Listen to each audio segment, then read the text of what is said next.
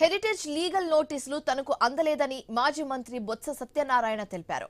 Heritage legal నోటీసులు అనేది చిన్నపిల్లల చేష్టలుగా ఉందని విమర్శించారాయన. తిరుమల లడ్డులో కల్తీ జరిగిందని దుష్ప్రచారం చేయడం సరికాదన్నారు. నెయ్యిలో జంతువుల కొవ్వు కలిసిందని సిబిఐ రిపోర్ట్ ఇస్తే సభలో పెట్టాలని డిమాండ్ చేశారు. కోట్లాది మంది భక్తులు దేవదేవుడికి ముఖ్యమంత్రి చంద్రబాబు నాయుడు క్షమాపణ చెప్పాలని బొత్స డిమాండ్ చేశారు.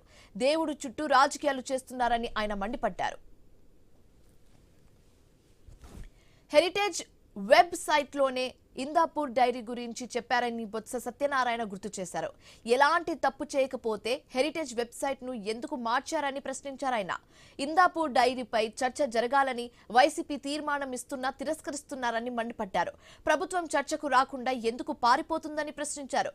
చర్చ పెడితే ఆధారాలు బయటకు వస్తాయని భయపడుతున్నారని విమర్శించారు బొత్స సత్యనారాయణ. ఎమ్మెల్సీలు మర్రి రాజశేఖర్, బల్లి కళ్యాణ చక్రవర్తి వైసీపీ పార్టీలోనే ఉన్నామని చెప్పడం సరికాదని బొత్స ఫైర్ అయ్యారు. అదే నిజమైతే వారి రాజీనామాలు వెనక్కి తీసుకోవాలని సవాల్ చేశారు. హౌ టు ఎర్న్ మనీ అనేది ఒకటే చంద్రబాబుకు మోటివ్ అని బొత్స ఆరోపించారు. తిరుమల లడ్డు అంశంపై కావాలనే గందరగోళం సృష్టిస్తున్నారని మండిపడ్డారు. అలాగే తిరుమల శ్రీనివాసుడిపై తప్పుగా మాట్లాడితే ఫలితం అనుభవించాల్సిందని బొత్స సత్యనారాయణ అన్నారు.